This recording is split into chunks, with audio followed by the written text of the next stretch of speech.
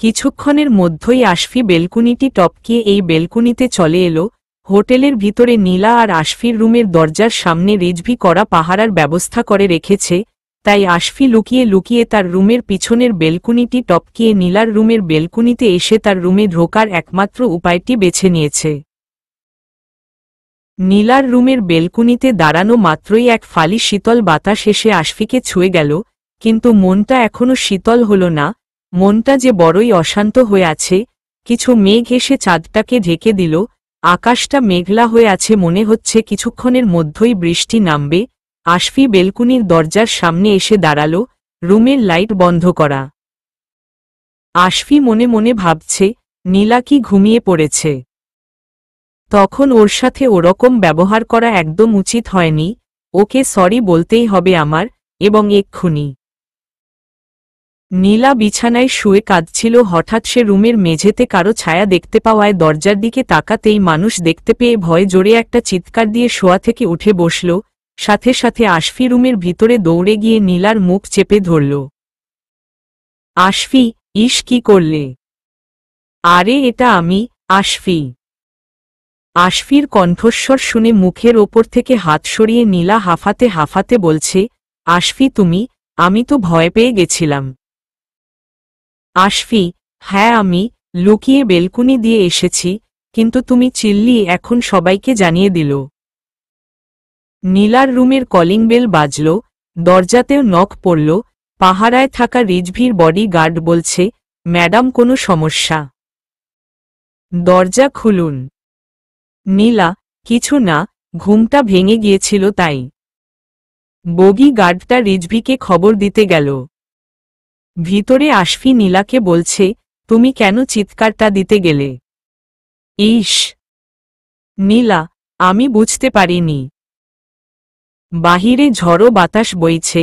রিজভি নীলার রুমের দরজাটা ধাক্কাতে ধাক্কাতে বলছে, জান কি হয়েছে তোমার? দরজা খোলো, তুমি কি ভয় পেয়েছ?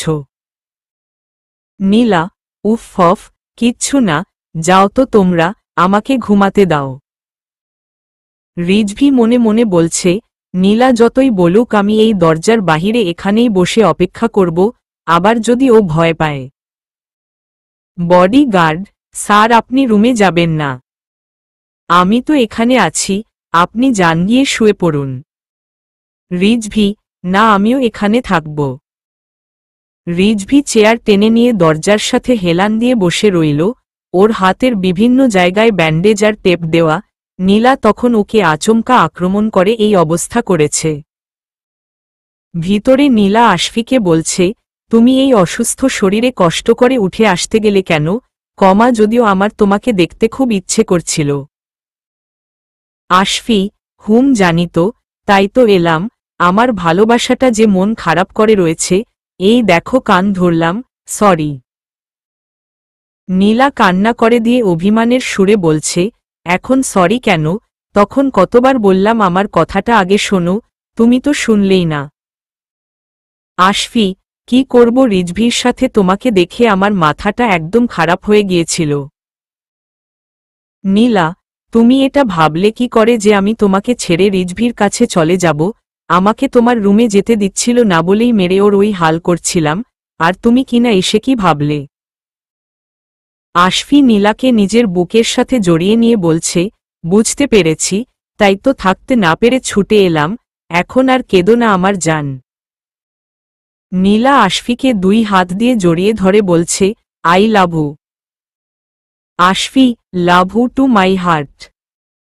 দরজার বাহিরে থেকে রিজভি চমকে উঠে বলছে, রুমের ভিতরে কেউ যেন কথা বলছে মনে হল। বডি গার্ড, এত রাতে ম্যাডামের রুমে কে ঢুকবে? আর আমি তো এখানেই ছিলাম। রিজভি, শিওর?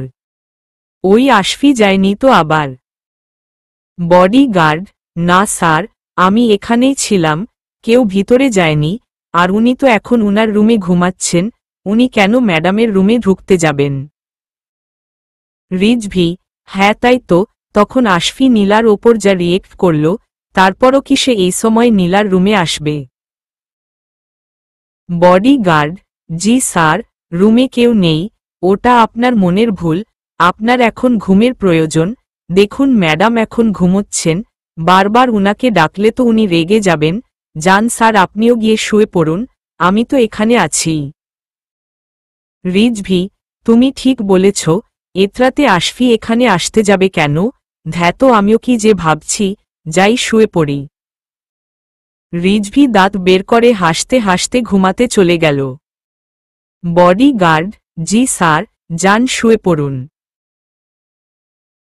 এদিকে রুমের ভিতরে আশফি আর নীলা একে অপরকে জড়িয়ে ধরে আছে। বাহিরে বৃষ্টি পড়া শুরু হয়েছে। বিদ্যুৎ চমকানোর আলোয় মাঝে মাঝে ঘরটা 1 সেকেন্ডের জন্য আলোকিত হচ্ছে। বৃষ্টির ঝাপটা এসে বেলকুনি ভিজিয়ে দিচ্ছে। কাচের জানালা দিয়ে পানি গড়িয়ে পড়ছে। আশফি নীলার গালের সাথে গাল লাগিয়ে ঘষছে। হঠাৎ জোরে কোথাও বাজ পড়ার শব্দে ভয়ে নীলা আশফিকে আরও শক্ত করে জড়িয়ে ধরল। বেলকুনির দরজাটা এখনো খোলা বলে বৃষ্টির ঝাপটা আর শীতল বাতাস এসে রুমে ঢুকছে। রুমের লাইট অফ করা, বাহিরে থেকে চাঁদের আলো যেটুকু এসে রুমের ভিতর পড়ছে তা এক আলো ছায়ার খেলা তৈরি করেছে।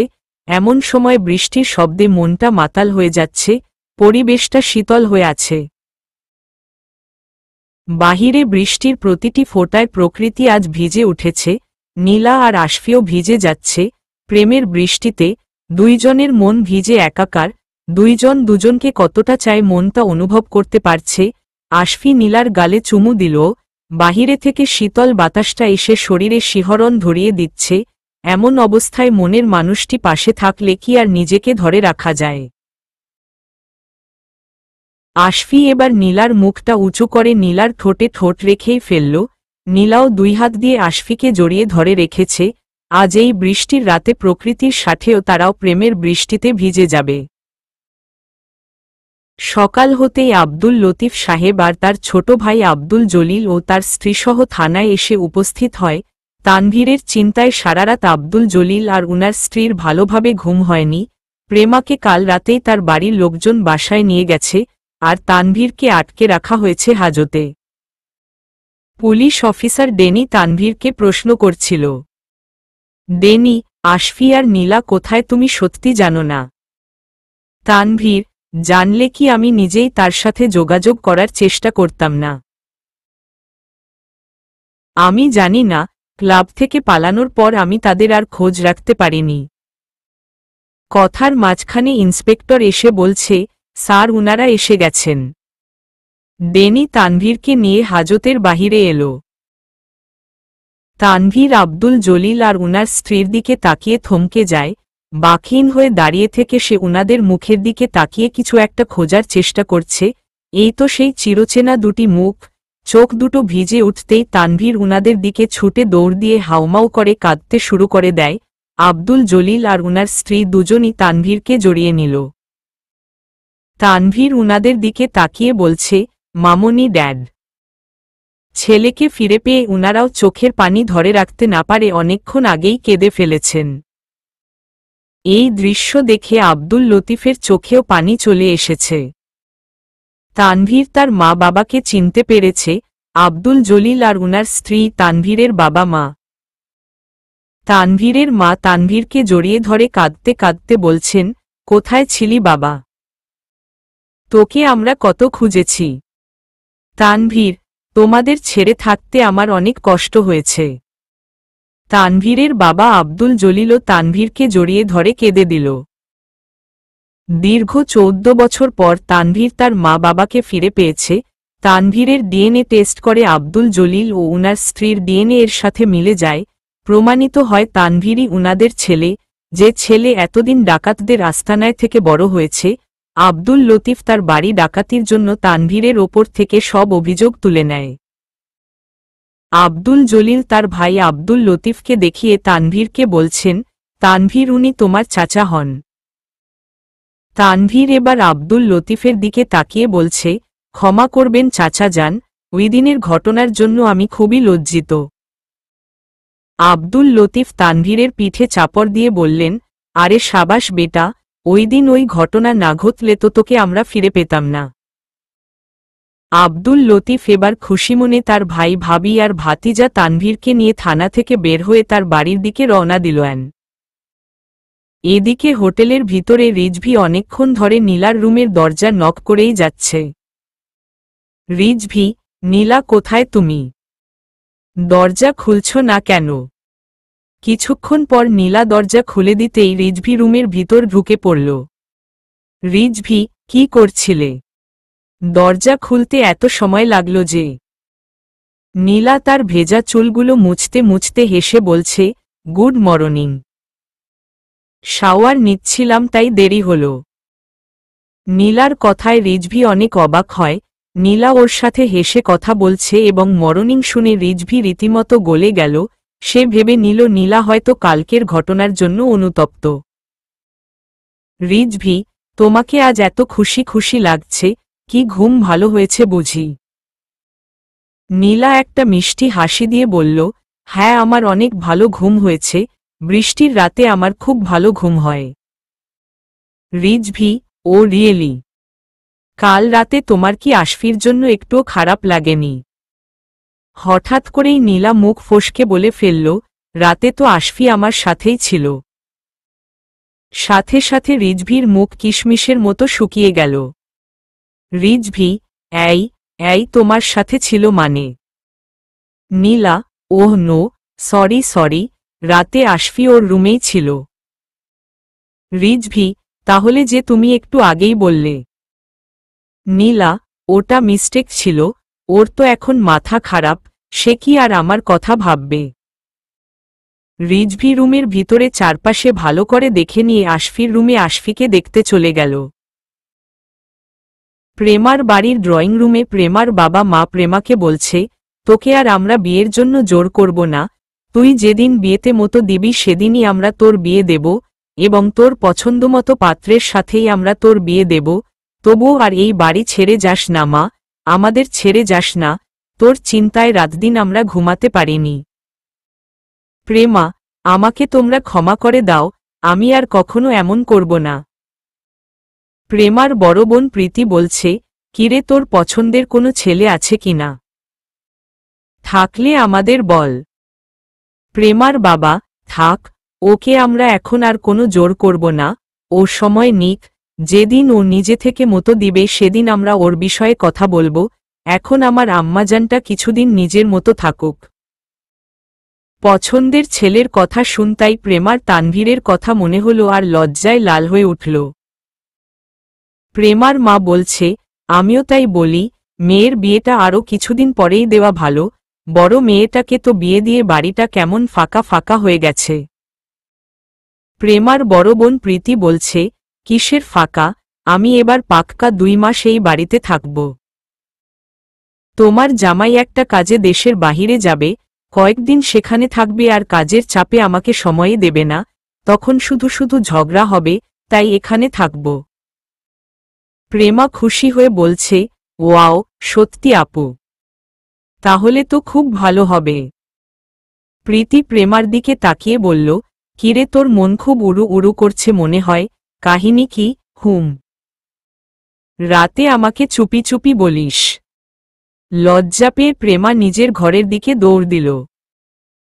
রিজভি আশফির রুম থেকে ঘুরে এসে আবার নীলার রুমে এসে উপস্থিত হয়। সে নীলাকে পা থেকে মাথা পর্যন্ত তাকিয়ে তাকিয়ে দেখছে আর ভাবছে, যাই হয়ে যাক, নীলা আমার সাথে ভালোভাবে হেসে কথা বলছে, তাই আমি এমন কিছু আর করব না যাতে আবার নীলা আমার ওপর রেগে যায়। নীলা রিজভিকে তার দিকে তাকিয়ে থাকতে দেখে বলছে, কি হলো, কোনো সমস্যা? রিজভি নীলার ভেজা চুল দেখে বলছে, তোমাকে এত ফ্রেশ লাগছে কেন? আর তুমিই বা এত সকাল সকাল গোসল করতে গেলে কেন? নীলা, কেন, আমার গোসল নিয়ে কি সমস্যা? রিজভি, না মানে কাল তো তোমাকে কোনো কিছুই করানো যাচ্ছিল না আর আজকে নিজে থেকেই করছো যে। নীলা, তো? রিজভি এবার বলেই ফেলল, আশফি কি সত্যই তোমার রুমে আসেনি? রাগে নীলা চোখ বড় বড় করে রিজভির দিকে তাকাল। রিজভি, না মানে আমি সেরকম কিছু বলতে চাইনি, আসলে আশফির সাথে রাতে ওরকম একটা ঘটনা ঘটল তো তাই বললাম। নীলা, আমি ব্রেকফাস্ট করব, ক্ষুধা লেগেছে। রিজভি, এই দেখো কথায় কথায় বলেই গিয়েছি, এক্ষুনি নার্স তোমার রুমে খাবার নিয়ে আসছে। রিজভি মনে মনে ভাবছে, যাক নীলা আমার সাথে স্বাভাবিকভাবে কথা বলছে, এবার তাহলে আমাকে নীলার মনের মতো হতে হবে, তাহলেই ব্যাস। উফ, মাই নীলা, নীলা শুধু আমার হয়ে যাবে। তখনই রিজভির বডি গার্ডটা সবগুলো দাঁত বের করে হাসতে হাসতে বলছে, স্যার আপনাকে কিন্তু আজ দারুণ হ্যান্ডসাম লাগছে। রিজভি চুলে হাত দিতে দিতে বলল, লাগতেই হবে, তুমি যাও ম্যাডামের খাবারের ব্যবস্থা করো। নীলা আয়নার সামনে সাজার জন্য বসল। এটা দেখে রিজভির বুকের ভিতরে তোলপাড় করা শুরু করে দিল। নীলা পিছনে তাকিয়ে রিজভিকে বলছে, অন্যের বউয়ের দিকে তাকিয়ে নজর দিতে লজ্জা লাগে না? রিজভি, কি বলছো মাই জান, তুমি তো আমার হবু বউ। নীলা, আমি আশফিকে বিয়ে করেছি।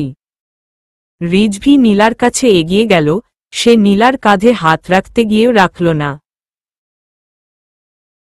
রিজভি, জান ওটা ভুলে যাও না, এখন থেকে তুমি শুধু আমাকে নিয়ে ভাবো। আচ্ছা তুমি বলো তো আশফির মধ্য কি এমন আছে যা আমার মধ্য নেই? নীলা উঠে দাঁড়িয়ে বলছে, ভালোবাসা। রিজভি, কি? আমি তোমায় ভালোবাসি না। ঠিক আছে তুমি আমায় যেভাবে বলবে আমি তোমায় ঠিক সেভাবেই ভালোবাসব, বলো কি করতে হবে আমায়? নীলা, আপাতত আমার এখানে থাকার খবরটা আমার বাড়িতে দেবে না। রিজভি, ওকে দেব না, আর কিছু? নীলা, আমি আশফির রুমে যেতে চাই। রিজভি এবার রেগে গেল, সে প্যান্টের পকেটে হাত রাখতে রাখতে বলছে, ওটা হচ্ছে না, তুমি অন্য কিছু চাও। নিজের ভালোবাসাকে আমি অন্যর সাথে দেখতে চাই না, সো তোমাকে আমি আশফির রুমে যেতে দেব না। নীলা, ঠিক আছে, তুমি তো ডক্টর তাই না? কাজটা তাহলে তুমিই করে দাও, যেহেতু এখন আমরা তোমার হেফাজতে আছি। রিজভি, বলো জান, তোমার জন্য আমি সব করতে পারি। নীলা, আশফির ট্রিটমেন্ট করতে হবে, ইনজেকশন দিয়ে ওর ব্রেইনের মেমোরি থেকে স্মৃতিগুলো নষ্ট করে দেওয়া হয়েছে আর তাই ওর আগের কিছু মনে নেই। রিজভি, ও মাই গড। ঠিক আছে জান আমি দেখছি, তবে তুমি কিন্তু আশফির রুমে যাবে না। নীলা মনে মনে বলছে, আশফির রুমে তো আমি যাবই, ওটা তুমি চাইলেও আটকাতে পারবে না। রিজভি রুম থেকে বের হয়ে গেল, কিছুক্ষণের জন্য সে হোটেলের বাহিরে চলে গিয়েছে। নার্স নীলার রুমে খাবার নিয়ে এলো, খাবার খাওয়ার পর নার্স নীলাকে ঔষধও দিয়ে দিয়েছে। দুপুরের দিকে নীলা বিছানায় বসে বই পড়ছিল, তখন নার্সটা নীলার রুমেই বসেছিল। হঠাৎ নীলা নার্সের দিকে তাকিয়ে বলছে, বডি গার্ডটাকে ভিতরে আসতে বলো তো, বলো যে আমি ডাকছি। নার্স, কেন ম্যাম আপনার কিছু লাগবে? আমাকে বলেন। নীলা, তোমার কাজ উনাকে ডেকে দেওয়া, আর বলার ঠিক 10 মিনিট পর যেন উনি আমার রুমে ঢোকে। নার্সটা রুমের বাহিরে গিয়ে বডি গার্ডটাকে বলে আবার রুমের ভিতরে চলে আসলো। নীলা নার্সের দিকে তাকিয়ে বলছে, আমার ড্রেসটা বাথরুমে ফেলে এসেছি, ওটা এনে দাও তো। নার্সটা বাথরুমের ভিতরে ঢুকতেই নীলা বিছানা থেকে উঠে গিয়ে বাথরুমের দরজায় দাঁড়িয়ে পিছন থেকে ওড়না দিয়ে নার্সটার চোখসহ মুখ বেঁধে ফেলল।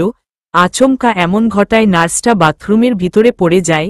এই সুযোগে নীলা নার্সের হাত আর পা বেঁধে ফেলল, তারপর ওই অবস্থায় নার্সটাকে বাথরুমের ভিতর বসিয়ে রেখে বাথরুমের শাওয়ারটা ছেড়ে দিয়ে বের হয়ে আসল। এরপর নীলা পর্দার আড়ালে লুকালো আর তার 5 মিনিট পর রুমে বডি গার্ডটা ঢুকল। রুমে ঢুকে নীলাকে কোথাও দেখতে না পেয়ে বডি গার্ডটা নীলাকে ডাকতে থাকে, ম্যাডাম, ম্যাডাম আপনি কোথায়? বডি গার্ডটা বেলকুনিতে দেখার জন্য চলে গেল। এই সুযোগে নীলা পর্দার আড়াল থেকে বের হয়ে রুমের বাহিরে চলে যায়। বডি গার্ডটা রুমের ভিতরে এসে আবার নীলাকে খুঁজতে থাকে। বডি গার্ড, আচ্ছা এই ম্যাডাম কোথায় গেল? রুমে তো নেই, আবার বাহিরেও তো যাননি, আমি তো দরজার বাহিরেই দাঁড়িয়েছিলাম। আরে ওই তো বাথরুমের ভিতর থেকে শাওয়ারের শব্দ আসছে। নিশ্চয়ই ম্যাডাম এখন গোসলে গিয়েছেন, আমি বরং পরে আসব। এদিকে নীলা রুম থেকে বের হয়ে আশফির রুমে এসে দরজা লাগিয়ে দেয়। আশফি জানালার পাশে দাঁড়িয়ে বাহিরের দিকে তাকিয়েছিল, তখনই পিছন থেকে নীলা 2 হাত দিয়ে আশফিকে জড়িয়ে ধরে। নীলা আশফির বুকে হাত রাখার সাথেই চমকে উঠে আশফিও নীলার হাতের ওপর হাত রাখল। নীলা, খুব মিস করছিলাম তাই চলে এলাম, কিন্তু তুমি বাহিরে তাকিয়ে কি দেখছিলে? আশফি এদিকে ফিরে নীলার হাত ধরে বলছে, তোমাকে নিয়ে এখান থেকে কিভাবে পালাবো তাই ভাবছিলাম। নীলা, একদম নয়, আগে তুমি সুস্থ হবে তারপর, এখনো তো হাতের ক্ষত পুরোপুরি ভালো হয়নি। আশফি নীলার কোমর ধরে নীলাকে কাছে টেনে এনে বলছে, বউটা দেখি আমার কথা খুব ভাবে, কিন্তু আমার বউ তো আমাকে রেখে সারাক্ষণ ওই রিজভিকে। নীলা আশফির কথা শেষ না করতে দিয়েই রাগে আশফির হাত নিজের কোমর থেকে ছাড়িয়ে নিয়ে বলছে, ছাড়ো, গেলাম আমি। নীলা রুম থেকে চলে যাচ্ছিল তখনই আশফি আবার নীলার হাত টেনে ধরে নীলাকে নিজের কাছে নিয়ে আসলো, আর এবার নীলা কিছু বলতে যাবে তার আগেই আশফি নীলার ঠোঁটে ঠোঁট রেখে ফেলল। প্রথমে নীলা ছাড়াতে চাইলেও পরে আর ছাড়াল না। আশফি আর নীলার চুমু পর্ব চলছে, এরই মধ্য রিজভি হোটেলে চলে এলো। রিজভি নীলার রুমে ঢুকে নীলাকে দেখতে না পেয়ে বডি গার্ডকে জিজ্ঞাসা করছে, বগি গার্ড, ম্যাডাম তো গোসলে গেছেন। রিজভি আবার নীলার রুমে ঢুকে বাথরুমের দরজার সামনে দাঁড়িয়ে শাওয়ারের শব্দ শুনে বের হয়ে আসল। এদিকে আশফি আর নীলা একে অপরকে সারা গায়ে চুমু দিয়ে ভরিয়ে দিচ্ছে। এভাবে আধা ঘন্টা হয়ে গেছে। রিজভি আবার নীলার রুমে ঢুকে বাথরুমের দরজার সামনে এসে দাঁড়াল। রিজভি, নীলা, এতক্ষণ ধরে শাওয়ার নিতে হয় না জান, তোমার ঠান্ডা লেগে যাবে তো। কিন্তু বাথরুমের ভিতর থেকে শাওয়ারের শব্দ ছাড়া আর কোনো আওয়াজ এলো না। এভাবে বিকেল হয়ে এলো। রিজভি, নীলা এতক্ষণ ধরে শাওয়ার নিচ্ছে। আশফি আর নীলা একে অপরের ঠোঁটে চুমু দিতেই ব্যস্ত, তাদের আর কোনো দিকে খেয়াল নেই। প্রেমা তার বাড়ির ড্রয়িং রুমে বসে টিভি দেখছিল, তার সাথে তার ছোট ভাগিনা রোহানও সোফায় বসে আছে। এমন সময় প্রেমার বড় বোন প্রীতি এসে বলছে, নে ধর তোর ফোন। প্রেমা, কে ফোন করেছে? প্রীতি, ধরেই দেখ। প্রীতি প্রেমার হাতে ফোনটা দিয়ে মুচকি হাসতে হাসতে চলে গেল। প্রেমা ফোনটা কানে ধরতেই তানভীরের কণ্ঠস্বর শুনতে পায়। তানভীর, কি হলো, কি করছিলে? বাড়িতে গিয়েই আমায় ভুলে গেলে? প্রেমা, না মানে আমি তোমার কথাই ভাবছিলাম। তানভীর, ও রিয়েলি? কি ভাবছিলে? প্রেমা ফোনে কথা বলতে ব্যস্ত থাকায় সোফায় বসা তার ছোট ভাগিনা রোহান টিভির রিমোট নিয়ে নিল। টিভির রিমোট নিয়ে সে টিভির চ্যানেল একের পর এক চেঞ্জ করছে। প্রেমাকে চুপ করে থাকতে দেখে ফোনের ওপর পাশ থেকে তানভীর আবার বলছে, কি হলো বললে না কি ভাবছিলে? প্রেমা ফোন হাতে নিয়ে তানভীরের সাথে কথা বলতে খুবই লজ্জা পাচ্ছে, লজ্জায় গালের দুই পাশ একদম লাল হয়ে গেছে। প্রেমা, তোমাকে না আমার কিছু কথা বলার ছিল। তানভীর, তো বলো না, আমি তো শুনতেই চাই। প্রেমা লজ্জায় আবার চুপ করে গেল। তানভীর, কি হলো, চুপ করে আছো যে, বলো। প্রেমা, আমার না খুব লজ্জা করছে, আমি বলতে পারবো না। ওপর পাশ থেকে তানভীর হাসতে হাসতে বলছে, এত লজ্জা? আরে বলে ফেলো। প্রেমা, আমি না তোমাকে, আসলে তোমাকে, আমি, মানে। তানভীর ফোন হাতে নিয়ে হাসতে হাসতে শেষ। তানভীর, বলো। আমাকে কি? প্রেমা, মানে আমি তোমাকে। তখনই রোহানের চ্যানেল চেঞ্জ করার সময় এই গানটা টিভিতে বেজে উঠল। তোমাকে চাই আমি আরও কাছে, তোমাকে বলার আরও কথা আছে, আমি বলতে পারি না মুখে, তওবা তওবা, দিল শরম লাগে উহু, আহা। এই গানটা শোনার সাথেই লজ্জায় প্রেমা চোখ দুটো বন্ধ করে ফেলল। সে ফোনটা কানে ধরেই জোরে জোরে হাঁফাচ্ছে। ওপর পাশ থেকে তানভীর প্রেমার এইভাবে হাঁফানোর শব্দটা শুনে বলছে, তানভীর, কি হলো, তুমি এমন করছো কেন? লজ্জাতে প্রেমা আর কিছু বলতে না পেরে সোফার ওপর ফোনটা ওভাবে রেখেই নিজের রুমের দিকে দৌড় দিল। ডাইনিং টেবিল থেকে প্রেমার বাবা, ভাবি আর বড় বোন প্রীতি প্রেমাকে এভাবে দৌড় দিতে দেখল। ফোনের ওপর পাশ থেকে তানভীর হ্যালো হ্যালো করেই যাচ্ছে, হ্যালো হ্যালো প্রেমা। আর ওকে দৌড়ে প্রেমা রুমে এসেই দরজা লাগিয়ে দিয়ে বিছানার এসে শুয়ে পড়ল। বিছানা ওপর শুয়ে লজ্জায় বালিশে মুখ গুজে দিল। লজ্জাতে বিছানার সাথে মিশে যেতে যেতে এবার কম্বলটাও টেনে নিয়ে মাথাসহ পা পর্যন্ত সারা শরীর ঢেকে ফেলল। দরজা ধাক্কানোর শব্দে আশফি এবার বিছানায় ওপর থেকে শার্টটা নিয়ে তাড়াতাড়ি পরে দরজা খুলে দিল। দরজা খোলার সাথেই রুমের ভিতর হুড়মুড় করে রিজভি সহ তার বডি গার্ড এবং আরও 2 জন নার্স ঢুকে পারল। রুমে ঢুকেই রিজভি এদিক ওদিক খুঁজছে আর চেঁচিয়ে যাচ্ছে, রিজভি কোথায় নীলা, কোথায় লুকিয়েছে, আজ ওর খবর আছে। কিছুক্ষণ রুমের ভিতরে খোঁজাখুঁজির পর পর্দার আড়াল থেকে নীলাকে টেনে বের করল। রিজভি কি হলো, ধরা পড়ে গেলে তো? খুব চালাক ভাবো নিজেকে, তাই না? লুকোচুরি খেলছো আমার সাথে? নীলা না বোঝার ভান করে আকাশ থেকে পড়ে বলল, কি হয়েছে? এগুলো কি বলছো তুমি? এরপর রিজভি চেঁচিয়ে ওই রুমের ঘটনা বর্ণনা করতে থাকে। রিজভি, নার্সটাকে বেহুশ অবস্থায় তোমার রুমের বাথরুমের ভিতরে পাওয়া গেছে। কে যেন ওর হাত, পা, চোখ, মুখ বেঁধে রেখে শাওয়ার ছেড়ে দিয়ে এসেছে।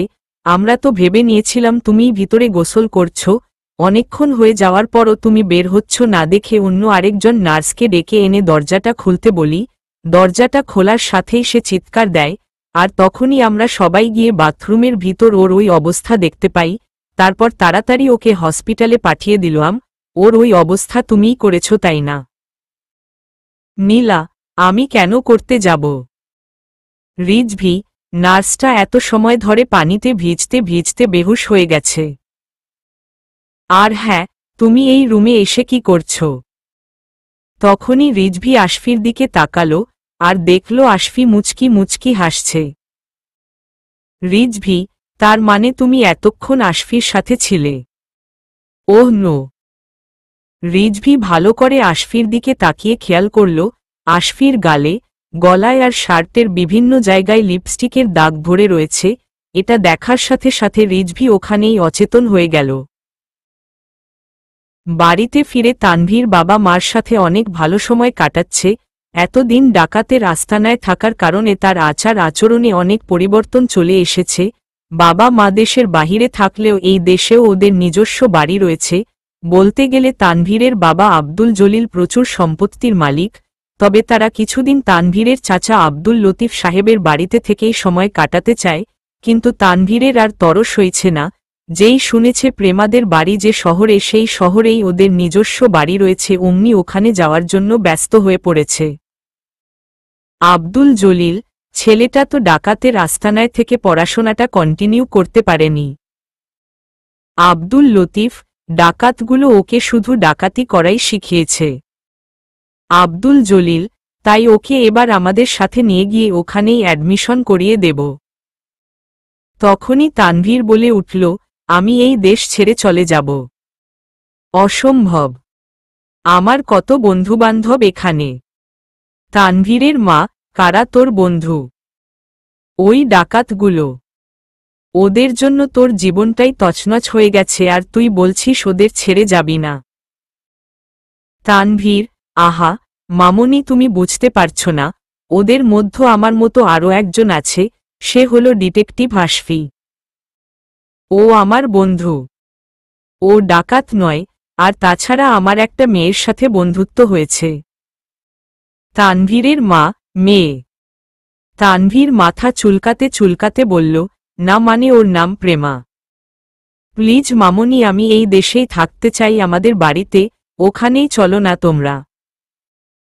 তানভীরের মা এবার আব্দুল জলিলের দিকে তাকিয়ে বলছেন, ওগো এখন কি করবে? ছেলে তো কোনো কথাই শুনছে না। আব্দুল জলিল, কি আর করব, ছেলে যা চায় তাই করতে হবে। এতদিন পর ওকে ফিরে পেয়েছি, আমরা বাড়িতে ফিরেই ওর পড়াশোনার ব্যবস্থা ওখানেই করব। রাতে খাওয়ার দাওয়ার সময় প্রেমার বোন প্রীতি খেতে খেতে বলছে, কিরে ওই তানভীর ছেলেটার সাথে পালিয়ে গিয়ে ওর মাথা নষ্ট করে দিয়েছিস নাকি? ও তোর ফোন নাম্বার আমার কাছে থেকে নিয়েছে, রাতে ফোন দিবে বলেছে, কি যেন জরুরি কথা আছে তোর সাথে। এই কথা শোনার সাথে সাথেই প্রেমা লজ্জায় নিচে প্লেটের দিকে তাকিয়ে চুপি চুপি খেতে শুরু করল। প্রেমার বড় ভাই পাভেল বলছে, ছেলেটার বাবা তো হেভি বড়লোক। এরকম বড়লোকের ছেলে এতদিন ডাকাতের আস্তানায় ছিল। কি ভাগ্য, ভাবা যায়। লজ্জায় প্রেমা এক পায়ের পাতা অন্য পায়ের ওপর দিয়ে পা মোচড়াচ্ছে। প্রেমার মা, এতদিনে আল্লাহ ছেলেটার ওপর রহমত করেছে, তাই তো অবশেষে পরিবারের কাছে ফিরে যেতে পারল। প্রীতি, ছেলেটা কি সুন্দর দেখেছ? পাভেল, হুম, বয়সটাও তো অল্প। প্রীতি, আমাদের প্রেমার সাথে কিন্তু মানাবে বেশ। প্রেমার মা, বড়লোকের একমাত্র ছেলে, এত তাড়াতাড়ি প্রস্তাব পাঠানো কি ঠিক হবে? লজ্জায় প্রেমা আর চেয়ারে বসে থাকতে না পেরে রুমের দিকে দৌড় দিল। প্রেমা, বাবা, আহা, তোমরা কি শুরু করলে? বলেছি তো এখন ওর বিষয়ে এসব না ভাবাই ভালো। ও যেদিন নিজে থেকে মতো দিবে তখনই আমরা এই ব্যাপারে কথা বলবো। জোর করে আর কিছু চাপিয়ে দিও না তোমরা। প্রীতি মনে মনে হাসতে হাসতে বলছে, হুম বাবা, দেখে নিও তোমার মেয়ে এবার নিজে থেকেই বিয়ের জন্য পাগল হয়ে উঠবে, আর জোর করতে হবে না। হা হা হা। তখনই প্রীতির ছেলে রোহান দৌড়ে এসে বলছে, মাম্মাম খাইয়ে দাও। রাতে বিছানায় শুয়ে তানভীরের কথা ভাবতে ভাবতে প্রেমা লজ্জায় শেষ হয়ে যাচ্ছিল। এমন সময় ফোনের রিংটোন বেজে উঠল। ফোনটা হাতে নিয়ে দেখল অচেনা নাম্বার থেকে কল এসেছে। তখনই প্রেমার মনে হলো তানভীরের তো ফোন দেওয়ার কথা, কি যেন জরুরি কথা বলবে। এটা ভাবতেই প্রেমার বুকের ধুকপুকানিটা বেড়ে গেল। কলটা রিসিভ করে জানালার পাশে এসে বসতেই বাহিরে থেকে মৃদু বাতাস এসে তাকে ছুঁয়ে গেল। আর তখনই ওপাশ থেকে তানভীরের গলার আওয়াজ শোনা যায়। তানভীরের গলার আওয়াজ শুনে প্রেমার হার্টবিট বেড়ে গেছে। কিছুক্ষণ চুপ থাকার পর সে কাঁপা কাঁপা গলায় বলল, হ্যাঁ, লো। তানভীর, কি হয়েছে তোমার? তুমি কি আমার সাথে কথা বলতে বিরক্তবোধ করছ? প্রেমা বড় করে একটা দম ছেড়ে তারপর আস্তে করে বলল, না তো, একদমই তা নয়। তানভীর, তাহলে এভাবে চুপ করে আছো কেন? প্রেমা, এই তো কথা বলছি, বলো। তানভীর, তখন কি যেন বলতে চাইলে সেটা তো আর বললে না, এখন বলো। বাহিরে থেকে শীতল বাতাস এসে প্রেমাকে ছুঁয়ে দিচ্ছে। প্রেমা জানালার গ্রিল ধরে বলল, তোমার কি যেন জরুরি কথা বলার আছে, সেটা আগে বলো। তানভীর, না, আমি আগে তোমারটা শুনব। লজ্জায় প্রেমা চোখ বন্ধ করে ফেলল। তানভীর, কি হলো, আবার চুপ করে গেলে কেন? প্রেমা চোখ খুলে লজ্জা রাঙা মুখে বলছে, তখন আপু বলছিল তোমার নাকি জরুরি কথা বলার আছে, সাথে আরও বলছিল। তানভীর, সাথে আর কি বলছিল? প্রেমা আবার চোখ বন্ধ করে ফেলল আর বলল, আমি বলতে পারবো না, আমার লজ্জা করছে। তানভীর, লজ্জা? তা কেন লজ্জা করছে শুনি? প্রেমা, ওই তো প্রস্তাব পাঠানোর কথা হচ্ছিল। তানভীর, তা তুমি কি বললে? প্রেমা, আমি লজ্জায় কিছু বলতে পারিনি। তানভীর, ইস, তোমার লজ্জায় লাল হয়ে যাওয়া মুখটা এখন দেখতে খুব ইচ্ছে করছে। এটা শোনার সাথে সাথে প্রেমা চোখ বন্ধ রেখেই এক হাত দিয়ে মুখের এক পাশ ঢেকে ফেলল। তানভীর, আমি দেখব তোমায়, ভিডিও কল করি। লজ্জায় প্রেমা মুখের ওপর থেকে হাত সরিয়ে জানালার গ্রিলটা শক্ত করে ধরল। তানভীর, কিছু বলছো না যে? ঠিক আছে, তোমার আপত্তি থাকলে তাহলে থাক, দিব না। প্রেমার মুখ দিয়ে বেরিয়ে এলো, আমার খুব লজ্জা করছে। তানভীর, কিসের লজ্জা করছে? প্রেমা আবার চুপ করে গেল। তানভীর, কি হলো? প্রেমা বড় বড় দম নিতে নিতে হাঁফাতে হাঁফাতে বলছে, জানি না। তানভীর, বিয়ের প্রস্তাবের কথা বলেছে বলে এত লজ্জা? প্রেমা আর জানালার পাশে বসে থাকতে না পেরে এক ছুটে বিছানায় এসে চিত হয়ে শুয়ে হাঁফাচ্ছে। তানভীর, কি হলো, কিছু বলছো না কেন? চুপ করে গেলে যে, বিয়ে করবে না আমায়? লজ্জায় প্রেমা বিছানা থেকে উঠে আবার জানালার পাশে এসে দাঁড়িয়ে গ্রিলটা ধরে হাঁফাচ্ছে। তানভীর, তোমার কিছু বলতে হবে না, প্রস্তাব আমি পাঠাবো, বলো বিয়ে করবে না আমায়। প্রেমার ঠোঁট দুটো কাঁপছে। তানভীর, আরে কি হলো, মুখ দিয়ে কথা বের হচ্ছে না। প্রেমা এগুলো শব্দ উচ্চারণ করছে। তানভীর, হ্যালো প্রেমা। প্রেমা, আমার খুব লজ্জা করছে। তানভীর, কিসের জন্য এত লজ্জা করছে? প্রেমা, এম মানে। তানভীর হাসতে হাসতে বলছে, বলে ফেলো। প্রেমার ঠোঁট দুটো কাঁপতে কাঁপতে মুখ থেকে এবার বেরিয়ে এলো, বিয়েটা কি এক্ষুনি হবে? রুমের ভিতর পায়চারি করতে করতে নীলা এবার বেলকুনিতে এসে দাঁড়ালো।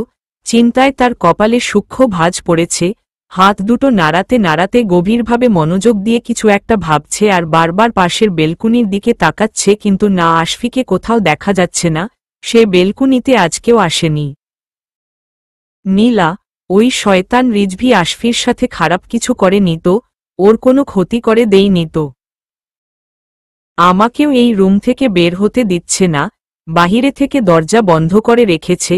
কয়েকদিন হয়ে গেল আশফির কোনো খোঁজও পাচ্ছি না, কি করছে কে জানে। ধুর, আশফিকে ছাড়া আমার একটুও ভালো লাগছে না।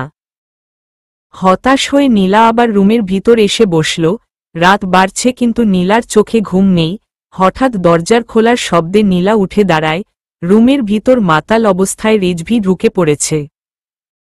রিজভী ঢলতে ঢলতে বলছে, জানু তুমি এখনো ঘুমাওনি, এসো তোমায় ঘুম পাড়িয়ে দেই। নীলা, আমার আশফিকে কি করেছিস? রিজভী নীলার কাছে এসে বলছে, ওর জান, ওর কথা ভুলে যাও, আমি তোমার কথা রেখেছি, এখন তুমি আমার কথা রাখো, কয়েকদিন পরেই আমাদের বিয়ে। কাল তোমায় বাড়ি নিয়ে যেতে বলেছে, সব আয়োজন শুরু হয়ে গেছে। নীলা, বেঈমান, তুই বাড়িতে সব বলে দিয়েছিস। রিজভী, জান, তুমি তো শুধু আমার আর কারো না, তোমায় কিভাবে অন্যের হতে দেই বলো? আমি সব প্রতিযোগিতায় জিতে তোমাকে আমার করে নিয়েছি। নীলা রিজভীকে ধাক্কা দিয়ে চেঁচিয়ে বলল, আমার আশফিকে কোথায় লুকিয়ে রেখেছিস? রিজভী এবার রেগে গিয়ে রুমের জিনিসপত্র ভাঙা শুরু করল, তারপর বিছানায় ঢলে পড়ে ওখানেই ঘুমিয়ে যায়। এদিকে তদন্ত কমিটির অফিসার আতিকুর রহমান ডিটেকটিভ আশফির খোঁজে থানায় এসে উপস্থিত হয়। উনার সাথে আশফির বাবা মাও এসেছেন। এখানে এসে আশফির নিখোঁজ হওয়ার সমস্ত তথ্য দেওয়া হয়।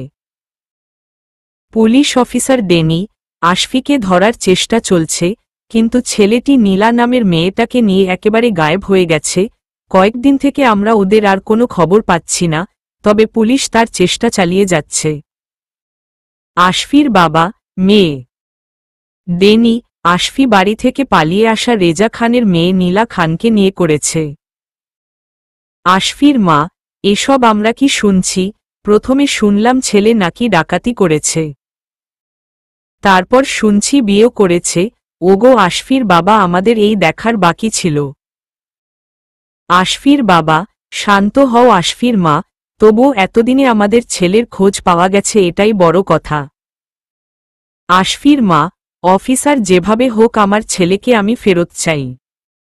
ডেনি, আমরা চেষ্টা করছি। সময়টা এখন সকাল 11:30। রিজভীর হাতে থাকা ইঞ্জেকশনটা আশফির শরীরে পুশ করে দিল, এটাই শেষ ডোজ। আশফিকে বিছানায় শুয়ে রাখা হয়েছে, সাথে সেলাইন চলছে। হোটেলের একটা রুমে রেখেই আশফির ট্রিটমেন্ট চলছে। একজন ফরেইন ডক্টর হাসি মুখে ডক্টর রিজভীর থেকে বিদায় নিল। টানা 5 দিন পর আশফির আজ চেতনা ফিরবে।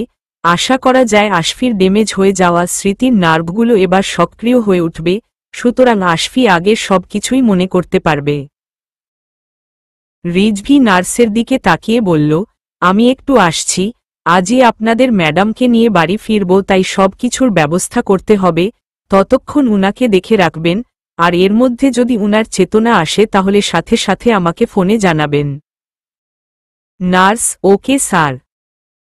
রিজভি রুম থেকে চলে যাওয়ার পর নার্স আশফির রুমে সোফায় বসে আশফির দিকে তাকিয়ে ভাবছে, উনি তো এখন ঘুমোচ্ছেন, মেডিসিন দেওয়া আছে, তাই আধ ঘন্টার মধ্যে চেতনা আসবে বলে তো মনে হয় না। এই ফাঁকে কি একবার যাব ওই বডি গার্ডটার সাথে দেখা করতে। আজই তো স্যাররা বাড়ি চলে যাবেন, উনি গেলে তো বডি গার্ডটাও উনার সাথে চলে যাবেন, তখন তো আর আমার মনের কথাটাই বলা হবে না, আমি যে এই কয়েকদিনে তাকে ভালোবেসে ফেলেছি। নার্সটা এবার বসা থেকে উঠে দাঁড়াল। নার্স, আমি বরং যাই, একবার দেখা করেই নেই, আজই সরাসরি মনের কথাটা জানিয়ে দেব, স্যার ফিরে আসলে তো তখন আর সময়ই পাব না। নার্সটা আশফির রুমের দরজা খুলে দরজাটা চাপিয়ে দিয়ে বাহিরে বের হল বডি গার্ডটার সাথে দেখা করতে। ওদিকে এই সময়ে প্রেমা নিজের রুমে শুয়ে বই পড়ছিল, তখনই হঠাৎ ঝড়ের গতিতে প্রীতি রুমের মধ্য ঢুকে পড়ল। রুমে ঢুকেই প্রেমার হাত টেনে ধরে বলছে, তুই এখনো শুয়ে আছিস? আরে কখন রেডি হবি? প্রেমা বইটা বিছানার ওপর রেখে বলল, কেন আপু, কি হয়েছে? প্রীতি প্রেমাকে ধাক্কা দিয়ে হাসতে হাসতে বলছে, তানভীরের বাবা মা তোকে দেখতে এসেছে, সাথে তোর তানভীরও এসেছে। প্রেমা, কি বলছিস এসব? তখনই ড্রয়িং রুম থেকে কথাবার্তা আর হাসাহাসির আওয়াজ শোনা যায়। প্রীতি, উইয়ে এবার শুনতে পেলি তো, এখন যা একটা নতুন জামা পরে তাড়াতাড়ি রেডি হয়ে ড্রয়িং রুমে চলে আয়।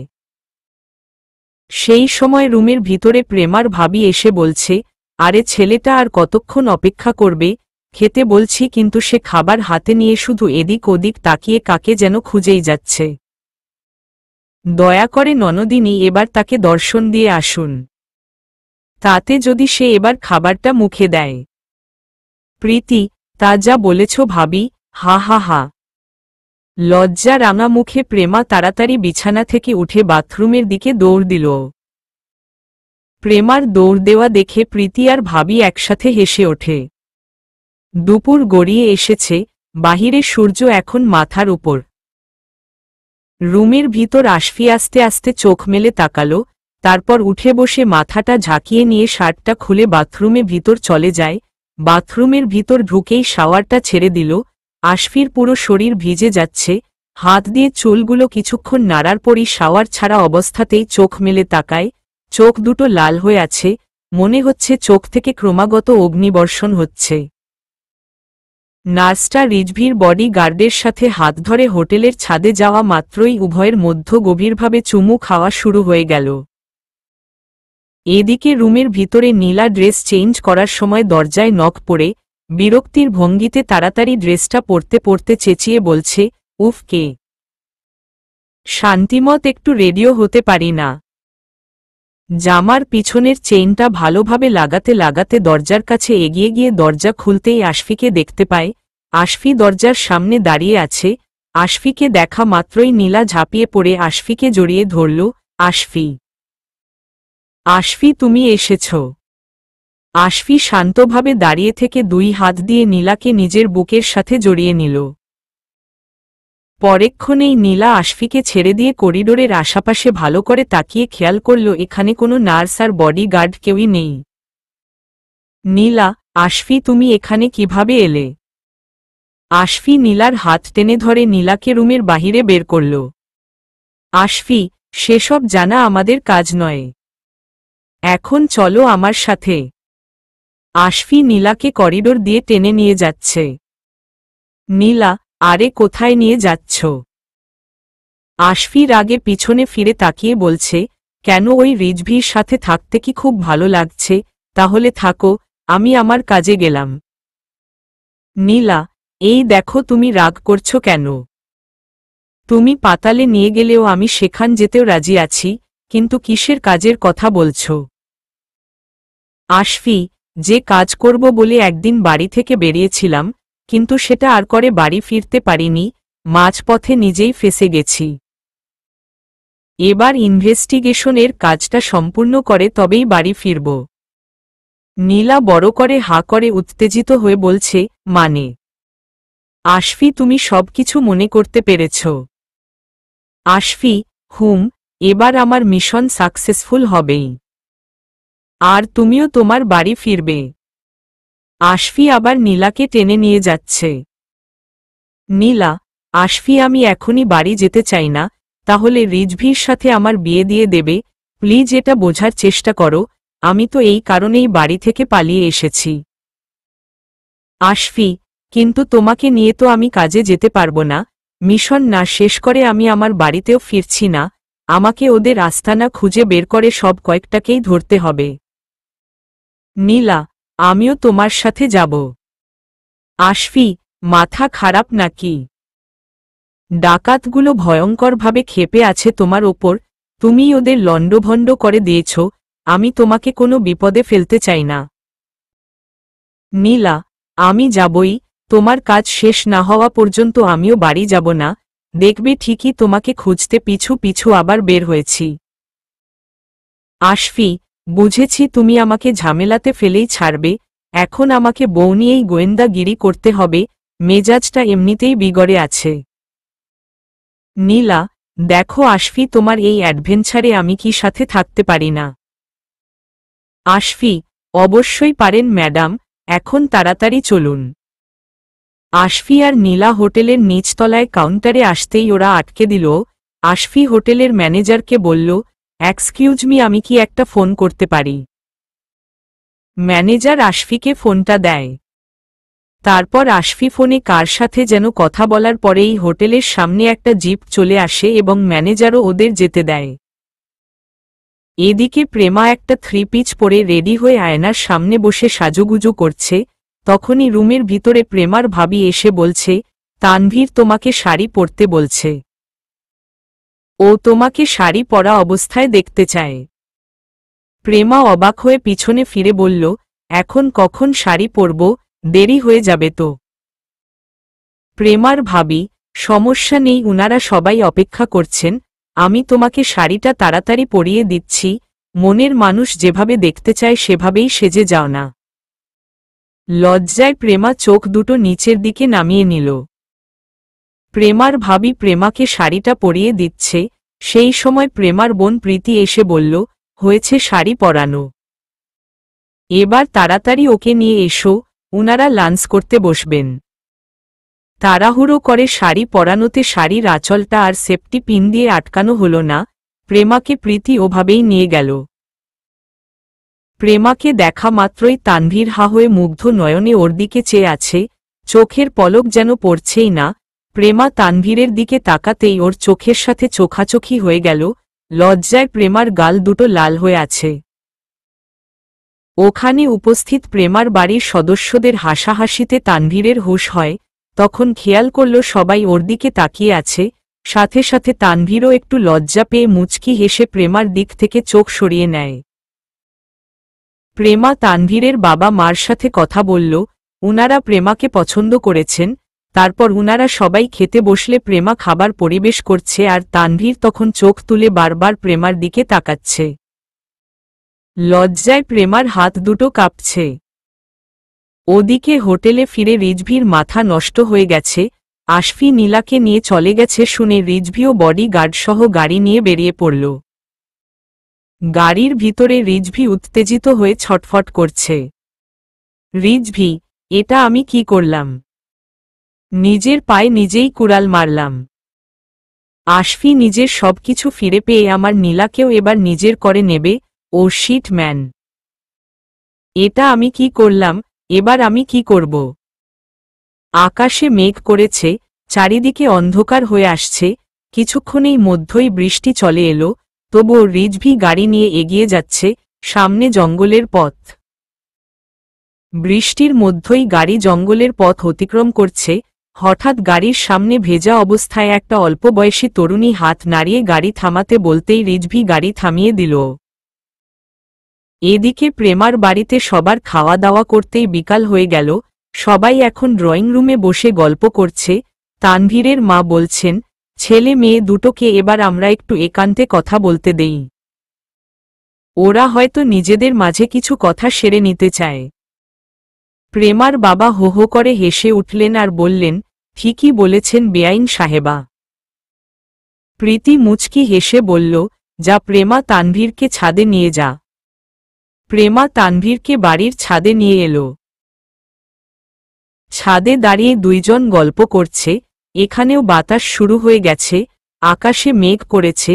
প্রেমার শাড়ির আঁচলো সেফটি পিন দিয়ে আটকে নাড়া খায়। হঠাৎ করে বাতাস এসে শাড়ির আঁচলটা গা থেকে সরে গিয়ে মাটিতে পড়ে যায়, তারপর সেটা বাতাসে উড়তে থাকে। প্রেমা ছাদের কিনায় দাঁড়িয়ে ছিল বলে ছাদের গা ঘেঁষে থাকা একটা গাছের ডালপালার সাথে আঁচলটা আটকে গেল। বাতাস এত দ্রুত এসে এটা ঘটিয়ে দিল যে প্রেমা আঁচলটা আর কোনোভাবেই সামলিয়ে রাখতে পারল না। সামনে তানভীর দাঁড়িয়ে আছে, লজ্জায় প্রেমা আঁচলটা গাছ থেকে ছাড়িয়ে নেওয়ারও শক্তি পাচ্ছে না। প্রেমার গা থেকে হঠাৎ করে শাড়ির আঁচলো এভাবে সরে যাবে এটা তানভীর আশাই করেনি। তানভীর প্রেমার শাড়ির আঁচলটা গাছের ডাল থেকে ছাড়িয়ে দিল। লজ্জায় প্রেমা চোখ বন্ধ করে আছে।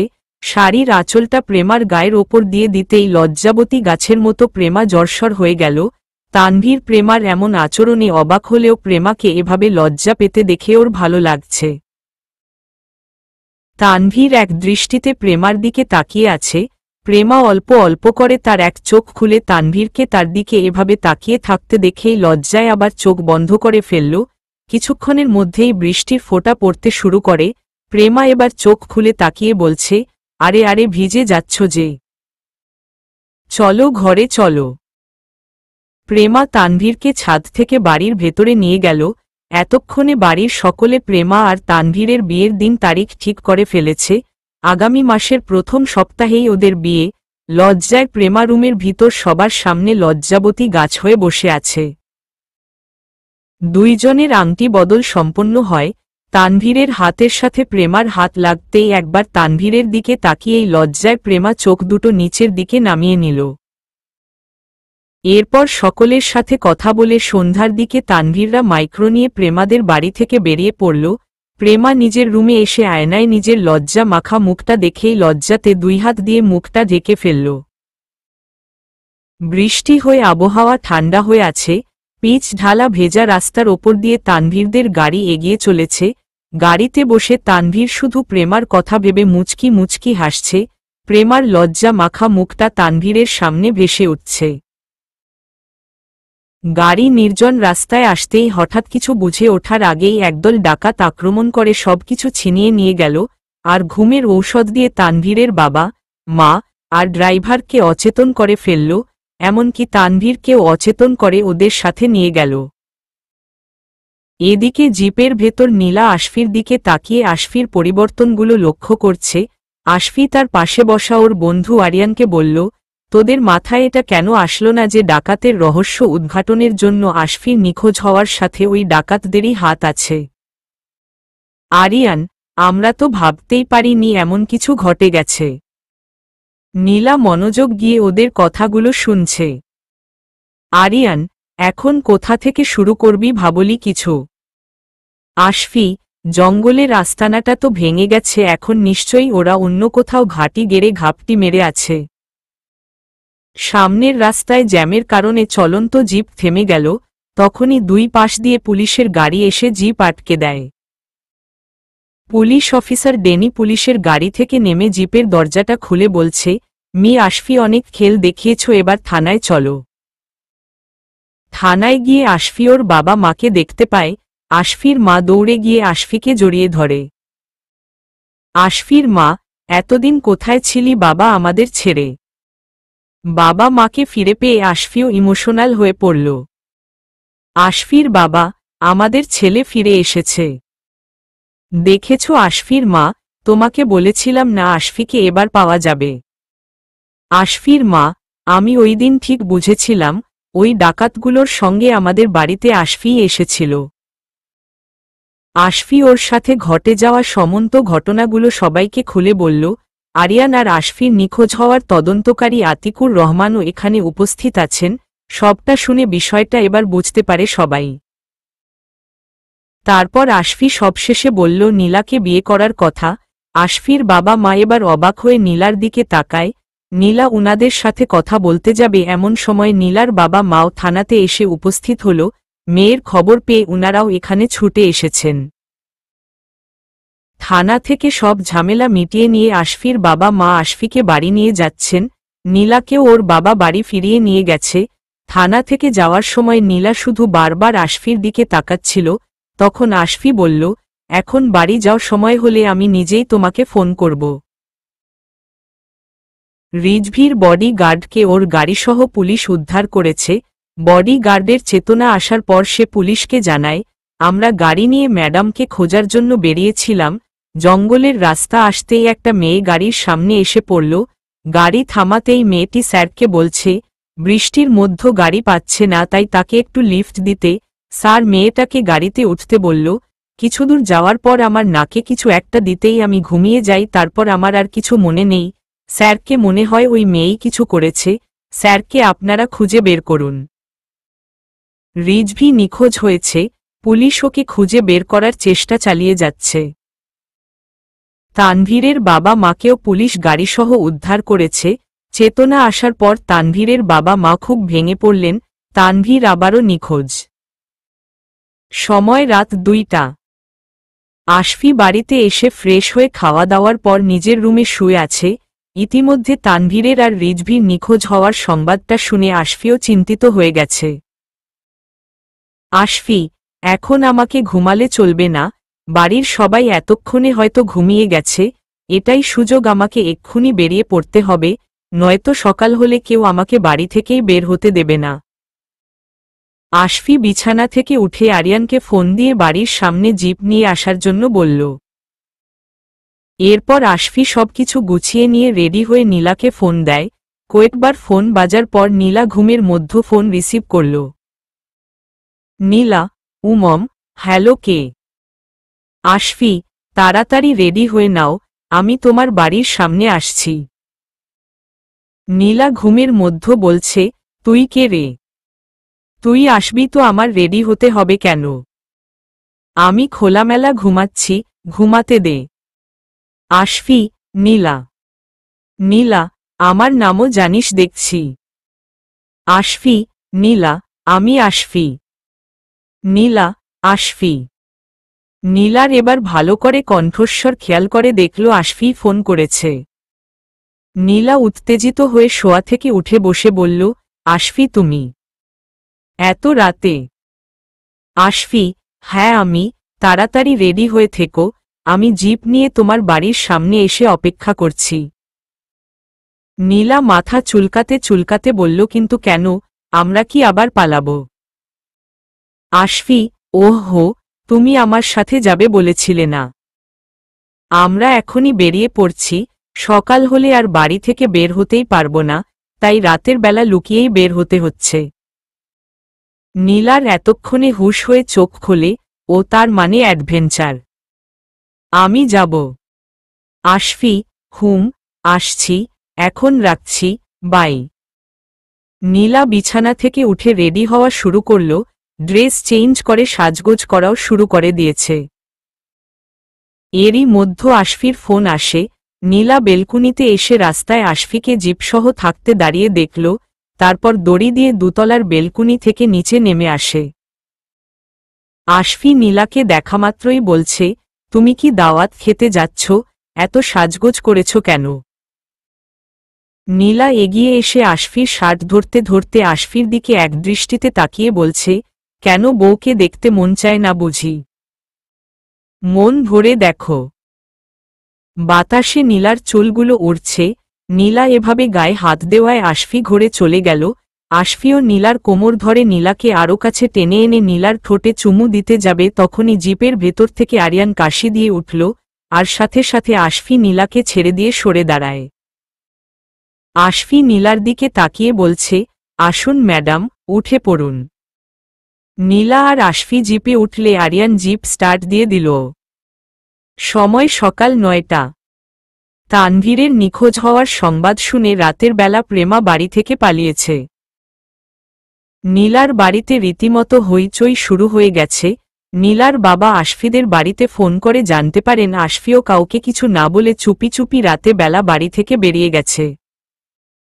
এটা শোনার পর নীলার চাচি উত্তেজিত হয়ে বলছেন, ওই তো যা ভেবেছিলাম তাই, ওই ছোকরাটার সাথেই আবার গেছে। নীলার বাবা, আমরা তো কাল রাতে বললাম ওর বিয়ে ওই ছেলের সাথেই দিব, তাও এভাবে কাউকে কিছু না বলে কেন গেল? নীলার দাদি, আরে তোরা বুঝতে পারছিস না কেন? নাত জামাই আমার নাতনিকে না দেখে থাকতেই পারছে না। নীলার মা, তাই বলে কাউকে কিছু না জানিয়ে রাতের বেলা হুট করে আমার মেয়েকে নিয়ে চলে যাবে? নীলার দাদি, আহা বৌমা, তোমার শ্বশুরও এমন আছিল, বিয়ের আগে রাতের বেলা চুপি চুপি আমাদের বাড়ির সামনে এসে কত ঘুরঘুর করত, আমি জানালা দিয়ে দেখতাম আর হাসতাম। আমাদের প্রেমটাও রাতের বেলায় শুরু হয়েছিল, আমিও লুকিয়ে বাড়ির বাহিরে এসে তোমার শ্বশুরের সাথে দেখা করতাম। নীলা জিপের ভিতর ঘুমিয়ে পড়েছে, রাতে ভালোভাবে ঘুম হয়নি। আশফি সামনের সিট থেকে পেছনের সিটে গিয়ে বসল, বোতালটা হাতে নিয়ে নীলার মুখে পানি ছিটিয়ে দিতেই নীলা ধরফরিয়ে উঠে ভালো করে না দেখেই জোরে একটা চিৎকার দিল। আশফি তাড়াতাড়ি তার কানে 2 হাত রাখে আর হঠাৎ এভাবে নীলার চিৎকার শুনে জিপ চালাতে চালাতে আরিয়ান জিপটা ব্রেক করে থামিয়ে দেয়। নীলা মুখটা গোল করে এদিক ওদিক ভালো করে দেখে নিয়ে নিজেকে আবিষ্কার করে এবং তারপর আশফিকে দেখে স্বাভাবিক হয়। আশফি এবার নীলার দিকে তাকিয়ে বলল, কি হয়েছিল? হ্যাঁ, এভাবে চিৎকার দিল কেন? নীলা, ভয় পেয়ে গিয়েছিলাম, ভাবলাম ঘুমের মধ্য কি নাকি ঘটে গেল। আশফি নীলার দিকে তাকিয়েই বলতে থাকে, ডাকাত পড়েনি, ভয় পাওয়ার কিছু নেই। তারপর আরিয়ানের দিকে তাকিয়ে বলছে, আর তুই শালা গাড়ি থামিয়ে দিলই কেন?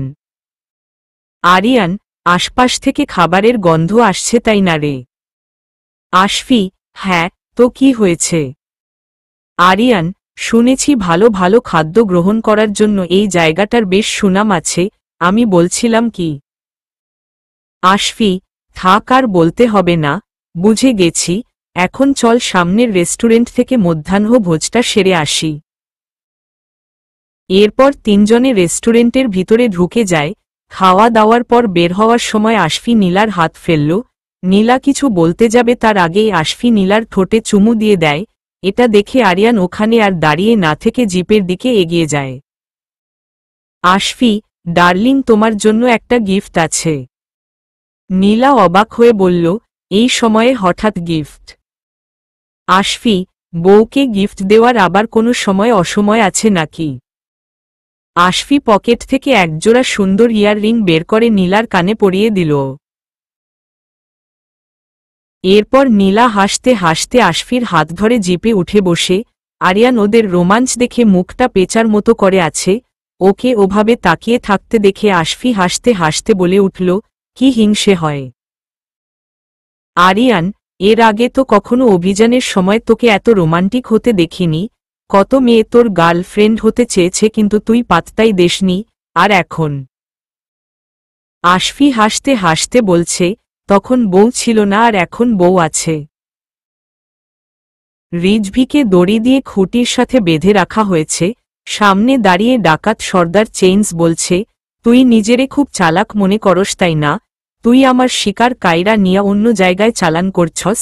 এখন ভালোই ভালোই বইলা ফালা ওই বদমাইশ আশফি আর হের লগের মাইয়াডা কোথায়? রিজভি চেঁচিয়ে বলছে, সেটা জানলে তো আমি ওদের কাছে আগে পৌঁছে যেতাম। চেইন্স এবার রেগে গিয়ে ওর চেলাদের দিকে তাকিয়ে বলছে, ওই তোরা দে তো বেটাকে দুটো কেলিয়ে। দুটো চেলা রিজভির কাছে আসতেই রিজভি চেঁচিয়ে বলছে, আমি সত্যিই জানি না ওরা কোথায়, কাল ওরা হোটেল থেকে পালিয়ে গেছে। চেইন্স চেয়ারে বসতে বসতে বলল, তুই আমগরে বোকা ভাবস? তুই সেদিন ওদের বাঁচাইয়া নিয়া গিয়া হোটেলে তুলছস, না হলে বেততমি শ্বাসফিরে ওইদিনই খতম কইরা দিতাম। আর ওই মায়াডারে টোপ হিসেবে রাইখা দিয়া ওর বাড়িসহ ডাকাতি করতাম, বেশ বড় দাও মারতাম। তুই শালা সব ভেস্তে দিলই, এখন ওদের আবার অন্য কোথাও চালান করে দিছস। রিজভিও রেগে গিয়ে বলছে, আর তুই শালা বলদের বাচ্চা আমাকে খামোখাই ধরে নিয়ে এসেছিস। তখনই মোহন ডাকাত এসে রিজভির গালের একপাশে একটা ঘুষি বসিয়ে দিল, আর সাথে সাথে রিজভির গালের এক পাশটা ফুলে লাল হয়ে যায়। ওই সময় সেদিন বৃষ্টির মধ্য রিজভির গাড়ির সামনে চলে আসা সেই সুন্দরী তরুণীটি বলে উঠল, আমি তো আমার কাজ করে দিয়েছি, এবার আমার বাবাকে আর আমাকে তোমরা ছেড়ে দাও। মোহন ডাকাত, সর্দার, এই ভুল জীবনেও করিয়েন না, এদের ছেড়ে দিল, ওরা পুলিশে গিয়ে খবর দেবে। তরুণী অহনা চেঁচিয়ে বলে উঠল, তোমরা তো কথা দিয়েছিলে এই ছেলেটাকে তোমাদের কাছে ধরে আনার ব্যবস্থা করতে পারলে আমাদের তোমরা ছেড়ে দেবে, তাহলে এখন কেন কথা রাখছ না? ডাকাত সর্দার চেইন্স হো হো করে হেসে উঠে বলছে, বোকা মাইয়া, ডাকাতদের কথার আবার কোনো মূল্য আছে নাকি? তোদের বাড়ি ডাকাতি করে এবার তোদের টোপ হিসাবে ব্যবহার করমু আমরা, হা হা হা। এটা বলেই মোহন ডাকাতসহ চেলাগুলো সবাই একসাথে হাসতে থাকে। পাশে বেঁধে রাখা তানভীর চিৎকার করে বলতে থাকে, ছেড়ে দে আমাদের, না হলে তোদের জন্য এবার জম আসছে। চেইন্স, এইখানে তোদের খোঁজ কেউ পাইব না, হা হা হা। যেতে যেতে হঠাৎ আশফি কিছু একটা খেয়াল করে আরিয়ানকে জিপটা থামাতে বলে। আরিয়ান, কি হয়েছে রে? আশফি কপালে সূক্ষ্ম ভাঁজ রেখে সামনে দিকে তাকিয়ে বলছে, ওটা কাল্লু না। তাই তো মনে হচ্ছে, তাহলে এক্ষুনি বেটাকে পাকড়াও করতে হবে। আশফি তাড়াতাড়ি জিপ থেকে নেমে ওটার পিছনে ছুটল, ওর পিছনে আরিয়ান আর নীলাও দৌড়াচ্ছে। কিছুদূর যাওয়ার পর আশফি ওকে ধরে ফেলল, ওরে ধরেই কিল ঘুষি দিতে শুরু করেছে। তারপর বলা শুরু করল, বেটা এখানে এসে ঘুর ঘুর করছিলি কেন? নতুন কোনো টোপ খুঁজতে বেরিয়েছিস নিশ্চয়ই। বল তানভীর কোথায়? আর তোরা কোথায় ঘাঁটি গেড়েছিস? কিল ঘুষি খেতে খেতে সে বলে উঠল, আমি কিছু জানি না, আমায় ছাইরা দেন। আশফি, তুই বেটা সব জানিস। মার খেয়ে আধা মরা হয়ে এবার সে বলল, আর মাইরেন না, চলেন আমার লগে, আমি নিয়া যাইতাছি। আশফিরা জিপ নিয়ে দক্ষিণ জঙ্গলের কাছাকাছি চলে এলো। আরিয়ান, এই জঙ্গলের ভিতরে জিপ নিয়ে আর ঢোকা যাবে না মনে হচ্ছে, আমাদের হেঁটে যেতে হবে। সবাই জিপ থেকে নেমে হাঁটা শুরু করল। কিছুদূর যাওয়ার পর হঠাৎ কিছু বুঝে ওঠার আগেই কারা যেন ওদের ওপর ঝাঁপিয়ে পড়ে। আশফি আর আরিয়ান রিভলভার বের করে গুলি চালাতেই সবগুলো পালিয়ে যায়। আশফি, নীলা। নীলা কোথায় গেল? আরিয়ান, ও তো এখানেই ছিল। আশফি, ও শিট, ওকেও নিয়ে গেছে, সাথে ওই বেটাও পালিয়েছে। আমরা তো জানতেই পারলাম না যে ওদের ঘাঁটিটা কোথায়। আরিয়ান, তাহলে এখন উপায়? আশফি, উপায় একটা আছে, হি হি, পালিয়ে যাবে কোথায়? আরিয়ান, মানে? আশফি, তাড়াতাড়ি ল্যাপটপটা বের করে নেটওয়ার্ক সেট কর। আমি তখন নীলার গায়ে ক্যামেরা লাগিয়ে দিয়েছি, ওর ইয়ার রিং এর মধ্যে সিসি ক্যামেরা লুকানো আছে। লাবণ্য পার্লারে বসে সাজগোজ করতে করতে ডেনিকে ভিডিও কল করল। লাবণ্য, জান আমায় কেমন লাগছে দেখো তো। বিয়ের রিসিপশনের দিন আমি কিন্তু এই সাজটাই সাজব। ডেনি মুগ্ধ দৃষ্টিতে লাবণ্যকে দেখতে দেখতে বলল, ডিয়ার তুমি তো মধুর চেয়েও বেশি মিষ্টি। খুব সুন্দর লাগছে তোমায়, উম্মমা বেবি। লাবণ্য ডেনিকে একটা ফ্লাইং কিস দিয়ে বলল, আচ্ছা এখন রাখছি, বাসায় গিয়ে কথা হবে, বাই। লাবণ্য ওই অবস্থাতেই পার্লার থেকে বের হয়ে বাসার দিকে রওনা হল। ওই সময়ই ডেনির ফোনে কল আসে, ইন্সপেক্টর ফোন করেছে। ডেনি ফোন রিসিভ করতেই সে বলে উঠল, স্যার একটা নিউজ আছে। আমরা এবার ছন্দবেশে রাস্তার মোড়গুলোয় দাঁড়িয়ে নজর রাখছিলাম, তখন একটা মেয়ে রাস্তার এই পথে আসতেই কারা যেন ওকে মাইক্রোতে তুলে নিয়ে গেল। মেয়েটাকে দেখে প্রেমার মতোই লাগছিল, আর উনি তো বাড়ি থেকে আবার পালিয়েছেন। ডেনি উত্তেজিত হয়ে বলছে, এখন কোথায় আছো তোমরা? ইন্সপেক্টর, আমরা গাড়ি নিয়ে ওই মাইক্রোটাকে ফলো করছি। ডেনি, সো গুড, আমি এক্ষুনি আসছি। এদিকে লাবণ্য পার্লার থেকে বের হয়ে কিছুদূর যাওয়ার পর ওর গায়ের গহনার ওপর ডাকাতদের চোখ পড়ল। সাথে সাথে ওরা ফলো করা শুরু করে আর নির্জন রাস্তায় আসতেই ওকে অ্যাটাক করে অচেতন করে নিয়ে চলে যায়। নীলাকে খুঁটির সাথে বেঁধে রাখা হয়েছে, আর তার পাশে প্রেমাকেও এনে বাঁধা হল। চেইন্স হাসতে হাসতে বলছে, যাক ভালোই হইল, এইবার সব কয়টার এই এক এক জায়গায় টোপ হিসেবে ব্যবহার করমু। তানভীর প্রেমাকে এখানে দেখে অবাক হয়ে বলছে, তুমি জান তুমি এখানে কিভাবে? প্রেমা কাঁদতে কাঁদতে করুণ গলায় বলল, আমি তো তোমার খোঁজেই বাড়ি থেকে বেরিয়েছিলাম। এটা শুনে চেইন্স উচ্চস্বরে অট্টহাসিতে ফেটে পড়ে, লাইলি মজনু, হ্যাঁ, লাইলি মজনু। হা হা হা, আরেকটা কই ওই বেত্তমিশ আশফি। ডাকাত সদস্য, ওকে আনতে পারিনি, গুলি চালাতেই পালিয়ে আসতে হয়েছে। রিজভি নীলার দিকে তাকিয়ে বলছে, নীলা মাইজান, তোমার কষ্ট হচ্ছে তাই না? তখনই কয়েকজন ডাকাত সদস্য একজনকে টানতে টানতে এখানে নিয়ে এলো, তার হাত দুটো পিছনে দড়ি দিয়ে বাঁধা। ডাকাত সদস্য সর্দার সেই তখন থেকে এই পুলিশটা বাড়ির বাহিরে ঘুর ঘুর করছিল। নীলা অবাক হয়ে ওদিকে তাকিয়ে বলছে, ডেনি, চেইন্স, এই তোরা এরেও বাইধা ফেলা আর লক্ষ্য রাখো বাহিরে আর কেউ আছে কিনা। মোহন ডাকাত ডেনিকে বাঁধতে বাঁধতে বলছে, অনেক খেল দেখিয়েছ পুলিশ মশাই, এবার আমাদের কেলানি বুঝবে। নীলা এদিক ওদিক তাকানোর সাথে ওর ইয়ার রিংয়ের ভিতর ক্যামেরাটাও এদিক ওদিক ঘুরছে, এর ফলে ল্যাপটপের ভিতর আশফি এতক্ষণ ওদের সবাইকে দেখতে পেয়েছে। আরিয়ান, কিছু বুঝলি? আশফি, বাড়ির দেয়ালের রং দেখে মনে হচ্ছে পুরনো বাড়ি, চেনা চেনা লাগছে, কোথায় যেন এমন দেখেছিলাম।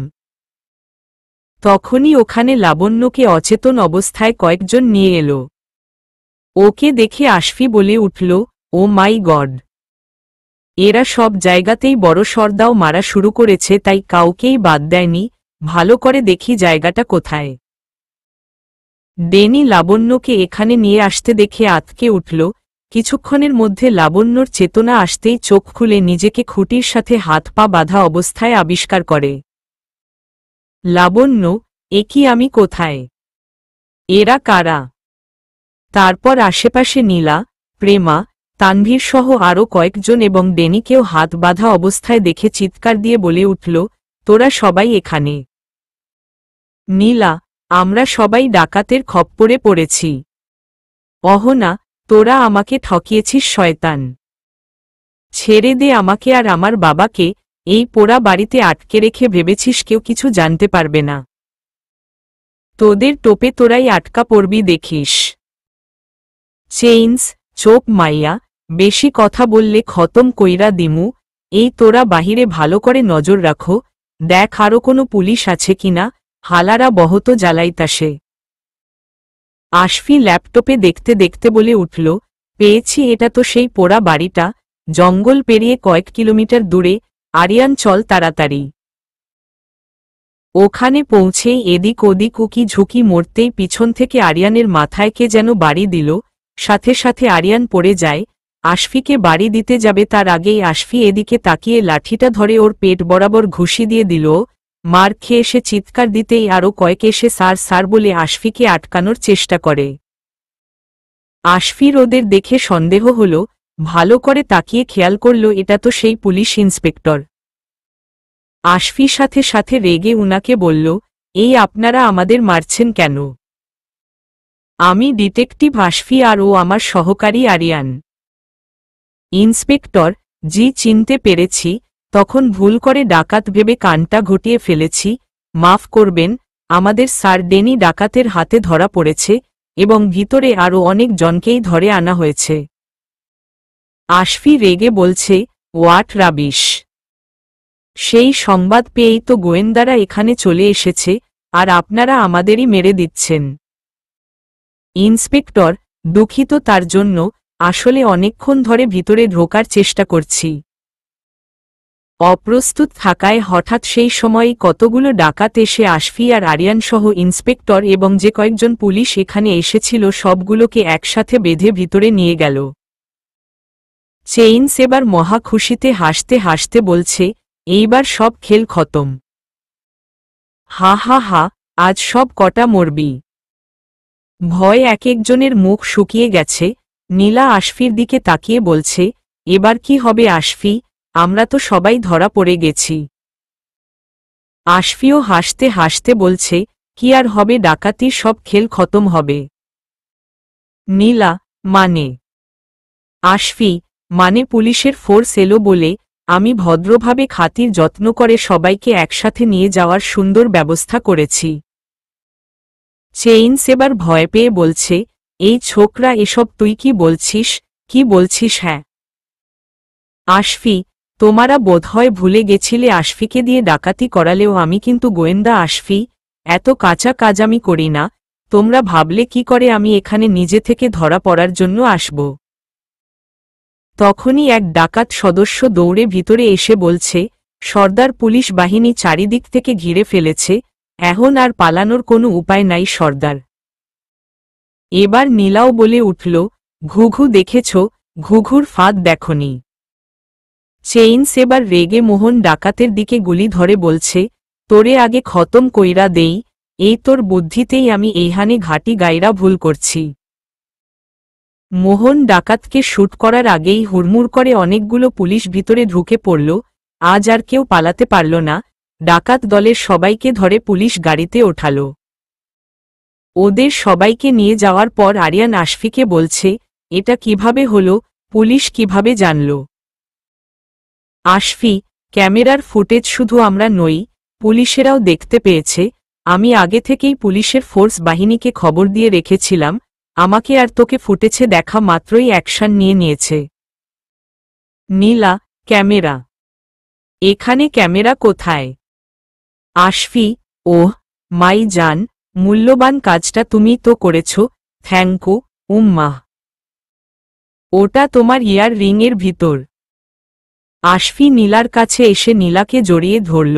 নীলাকে জড়িয়ে ধরে চুমু দিয়ে বলছে, থ্যাঙ্ক গড, তুমি সেফ আছো। নীলাও আশফিকে জড়িয়ে ধরে চুমু দেওয়া শুরু করল। ডেনি লাবণ্যর কাছে ছুটে গেল, প্রেমা দৌড়ে চলে গেল তানভীরের কাছে, চুমু পর্ব চলছে। আরিয়ান লজ্জায় ওদিক থেকে মুখ ঘুরিয়ে নিয়ে বলছে, প্রেম দেখি জমজমাট। রিজভির মনটা খারাপ হয়ে মুখ শুকিয়ে যায়। অহনার বাবা সেই সময় রিজভির দিকে তাকিয়ে বলছে, তুমি অনেক ভালো ছেলে বাবা, যদি আপত্তি না থাকে আমার মেয়ে অহনার সাথে তোমার বিয়ে দিতে চাই। অহনা লাজুক দৃষ্টিতে রিজভির দিকে তাকায়। আরিয়ান হাসতে হাসতে বলছে, আরে মশায়, আপনিও বিয়েটা সেরে ফেলুন, দেখছেন না এখানে প্রেম কেমন জমে গেছে। নীলা আর আশফি এদিকে এগিয়ে আসল। আশফি, রিজভি ভাই অযথাই আমাদের পিছনে আর না ছুটে নিজের বিয়েটা এবার করে ফেলুন, অন্যর বউয়ের দিকে নজর না দিয়ে নিজের বউয়ের দিকে মন ভরে তাকান। এটা শুনে সাথে সাথে রিজভি অহনার দিকে তাকিয়ে ওর হাতটা ধরে নিজের হাতে নিয়ে নিল, আর তারপর অহনার বাবার দিকে তাকিয়ে বলছে, আমি ওকে আমার জীবনসঙ্গী করতে রাজি আছি, এখন আপনি বাড়িতে ফিরে বিয়ের দিন তারিখ ঠিক করবেন।